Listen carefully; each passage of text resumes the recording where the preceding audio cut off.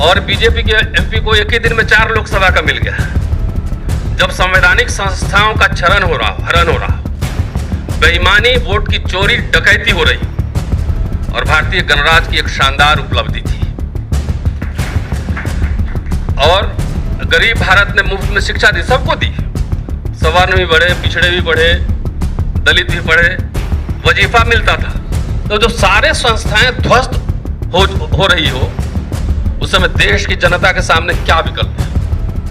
आज मैं टीचर हूं, प्रोफेसर पढ़ाता हूं। क्या मैं प्राइवेट कॉलेज में IIM में पढ़ा सकता हूं अपने बेटे को? नहीं पढ़ा सकता मैं। यू शुड ज्वाइन कांग्रेस, कि आप कांग्रेस ज्वाइन कीजिए। और मैं कहता रहा कि कांग्रेस को एक आंदोलनकारी पार्टी बनने दीजिए। जब सत्ता में कोई पार्टी होती है तो बहुत लोग चिपकते हैं, लेकिन आंदोलन के समय बहुत लोग फिर दूसरे सत्ता की ओर भाग जाते हैं।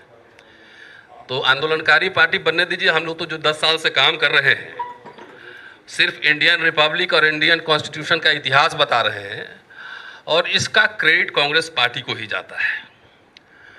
बाबा साहब ने 1947 में एक मिनी कॉन्स्टिट्यूशन लिखा था, स्टेट एंड माइनॉरिटी। और नेहरू जी भी सोशलिस्ट थे। बाबा साहब ने जो सपना देखा था स्टेट सोशलिज्म का।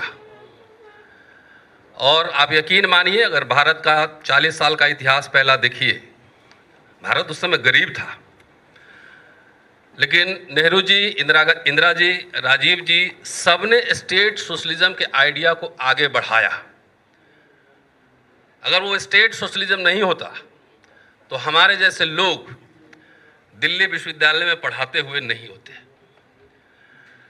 पाकिस्तान उधर फौज और सेना बंदूक खरीद रहा था, बना रहा था, लेकिन नेहरू जी यहाँ पब्लिक इंस्टीट्यूशंस बना रहे थे। एम्स, यूनिवर्सिटीज, स्टील प्लांट्स,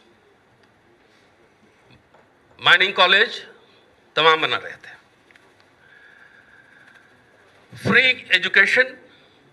और ख़ास तौर से मैं दलित पर्सपेक्टिव में कहूँ तो पूरा जो दलित मिडिल क्लास का फॉर्मेशन है, वो आज़ादी के बाद 26 जनवरी 1950 के बाद और 90 तक ले लीजिए, इसी में Dalit middle class, urban middle class का फॉर्मेशन हुआ है, जो हमारे जैसे लोग आज ब्रांडेड कपड़े पहन के घूम रहे हैं। और ये कैसे हुआ? एक किताब में पढ़ रहा था, 26 जनवरी 1950 से लेकर 1982 तक 20 लाख SC ST सरकारी कर्मचारी हो गए थे। मैं समझता हूं कि भारतीय संविधान और भारतीय गणराज्य की एक शानदार उपलब्धि थी। और गरीब भारत ने मुफ्त में शिक्षा दी, सबको दी।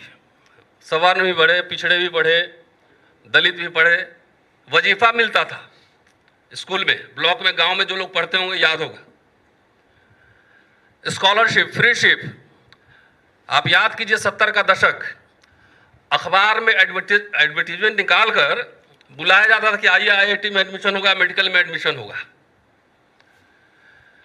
तो ये सब हुआ।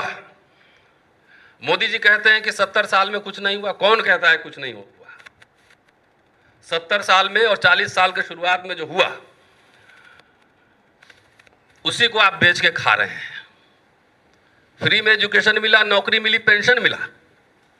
इंदिरा जी ने पेंशन भी लाया। और पंडित अटल बिहारी वाजपेयी जब आए तो सबसे पहले पेंशन छीन लिए, डिसइन्वेस्टमेंट मिनिस्ट्री बनाए। क्यों? आरक्षण खत्म करने के लिए। अब मोदी जी आए तो रफ्तार दे दिए। इवन मनमोहन जी के शासनकाल में भी पब्लिक सेक्टर यूनिट बने हैं, कोई गूगल करके देख सकता है। और यहां एक भी पब्लिक सेक्टर यूनिट नहीं बना है, एक कॉलेज, एक यूनिवर्सिटी नहीं बना है। तो गरीब भारत ने हमें जो दिया था, सबको दिया था। वो अमीर भारत, 5 ट्रिलियन वाली इकॉनमी नरेंद्र मोदी जी की सरकार, भाजपा, RSS संघ परिवार छीन रहा है। वोट चोरी हो रही है। और मैं देख रहा था सोशल मीडिया, राहुल जी को 6 महीने लगा एक कॉन्स्टिट्यूएंसी का एनालिसिस करने में, और बीजेपी के एमपी को एक ही दिन में 4 लोकसभा का मिल गया। जब संवैधानिक संस्थाओं का हरण हो रहा हो, बेईमानी, वोट की चोरी, डकैती हो रही हो, जब पब्लिक सेक्टर यूनिट को तबाह किया जा रहा हो, तो वैसे में किसी भी चिंतनशील व्यक्ति के लिए ये जरूरी है, जो भारतीय संविधान, भारतीय गणराज्य से प्यार करता है, उसमें उसका विश्वास है, ये जरूरी है उसके लिए कि वो कांग्रेस के साथ है और इंडिया गठबंधन को मजबूत करे। और इसीलिए देखिए, विश्वविद्यालय क्या होते हैं? ज्ञान विज्ञान के सृजन के केंद्र होते हैं, क्रिटिकल एनालिसिस होता है। मोदी जी की सरकार ने विश्वविद्यालयों को किला बना दिया है। आप किसी कॉलेज में घुस नहीं सकते, यूनिवर्सिटी में घुस नहीं सकते हैं। दिल्ली विश्वविद्यालय में पढ़ा हूं, मुझे याद है कि जुबली हॉल माल रोड से लेकर कमला नगर तक डीसी ऑफिस के सामने पैदल घूमते थे, कोई पूछने वाला नहीं होता था। आज किसी कॉलेज के गेट के अंदर घुस के दिखा दीजिए आप, स्टूडेंट भी नहीं जा सकता है, टीचर भी नहीं जा सकता है। तो विश्व गुरु ये बना रहे हैं कि विश्व गुरु बना रहे हैं, ये सवाल सबसे महत्वपूर्ण है। मैं सिर्फ दलित की बात नहीं कर रहा हूं। क्या जब पब्लिक सेक्टर यूनिट बने, जब फ्री एजुकेशन मिला, जब फ्री नौकरियां मिली, पेंशन मिला, तो क्या इसका लाभ ब्राह्मण को नहीं हुआ? आज पेंशन गया तो किसका गया? सबका गया ना। सबसे ज्यादा नौकरी में कौन थे? ओबीसी के कार्ड खेलते हैं मोदी जी। अरे इसी अर्जुन सिंह ने तो कम से कम मंडल 2 लगा दिया एजुकेशन में। इसको मैं क्रांति मानता हूं। अर्जुन सिंह जी ने, उस समय में मिलता था उनसे, मैं और सूरज यादव मंडल साहब लगातार मंडल 2 लाया। एक कोई कमीशन, एक कमेटी मोदी जी बैठाए हो ओबीसी के कल्याण के लिए, छोड़िए बाकी का, ओबीसी के ही कल्याण के लिए, तो मुझे बता दें। एट्रोसिटीज बढ़ रहा है। आप आरटीआई जो लगा था, आरटीआई डिफंक्ट कर दिया गया। आप आरटीआई लगाते रहो, कोई जवाब ही नहीं देगा। मैं तो सुप्रीम कोर्ट में एक आरटीआई के सवाल को लेकर केस लड़ रहा हूं, मुकदमा में। तो जो सारे संस्थाएं ध्वस्त हो रही हो, उस समय देश की जनता के सामने क्या विकल्प है? आज मैं टीचर हूं, प्रोफेसर पढ़ाता हूं। क्या मैं प्राइवेट कॉलेज में, आईआईएम में मैं पढ़ा सकता हूं अपने बेटे को? नहीं पढ़ा सकता मैं। मेरे पास रोज कई फोन आते हैं कि हमारे लिए क्राउड फंडिंग कर दीजिए, बच्चा का विदेश में एडमिशन हो गया, यहाँ फेलोशिप गायब है। SC ST के लिए 2.5 लाख रुपया का सीलिंग लगा हुआ है। क्लास 4 का एम्प्लॉय भी 2.5 लाख से ज्यादा कमा रहा है। तो ये सवाल सर्व समाज का है। हमने कुछ RSS के हमारे मित्र हैं, मैंने पूछा कि आप नशा चढ़ा हुआ था कि हम हिंदू राष्ट्र बनाएंगे, आप ऊपर सिंहासन पे बैठेंगे और हम आपके नीचे बैठेंगे, यही सोचे थे ना? तो आपको क्या मिल रहा है? क्या सुलभ इंटरनेशनल में ब्राह्मण लोग काम नहीं कर रहे हैं? कर रहे हैं ना। मजदूरी नहीं कर रहे हैं। सारे के रोजगार के अवसर, सारे के बच्चे के पढ़ने के अवसर खत्म हो रहे हैं।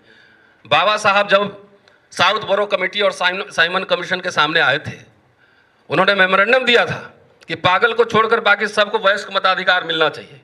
कितने संघर्ष से यूनिवर्सल फ्रेंचाइजीज, वयस्क मताधिकार प्राप्त किया गया था, और ईवीएम से लेकर वोट चोरी, वोट डकैती तक सब खत्म हो रहा है।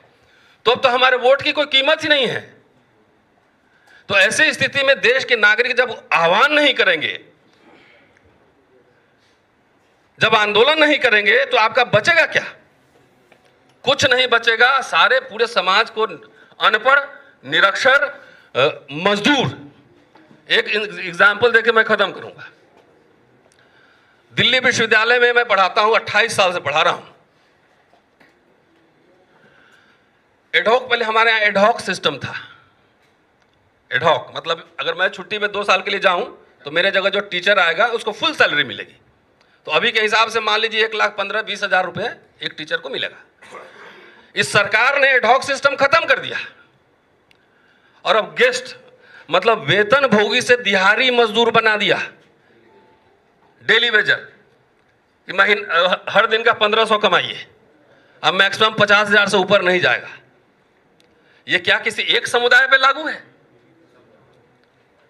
ये सभी समुदाय पर लागू है। इसलिए मैं सर्व समाज को कह रहा हूं कि जो ये संघ परिवार जिसने हमला कर दिया है पूरा भारतीय गणराज्य और भारतीय संविधान पर, मुस्लिम तो आपको दिखा रहा है, लेकिन मुस्लिम निशाना नहीं है। मुस्लिम को रिजर्वेशन सुविधाएं नहीं मिली है। असल निशाना आपका आरक्षण, एजुकेशन, जॉब, पेंशन सब खत्म करना है। तो जो अभी मिडिल क्लास बना था, एक जनरेशन बाद सब दिहाड़ी मजदूर बन जाएगा। तो इसलिए मैं समझता हूं कि सोशल जस्टिस के साथ सेकुलरिज्म साथ चलना चाहिए, और हम secular social justice democratic practice में मैं बिलीव करता हूं पर्सनली। और मुझे अब विश्वास हो चला है, 10, 20 साल, 30 साल से हम लोग यही काम कर रहे हैं।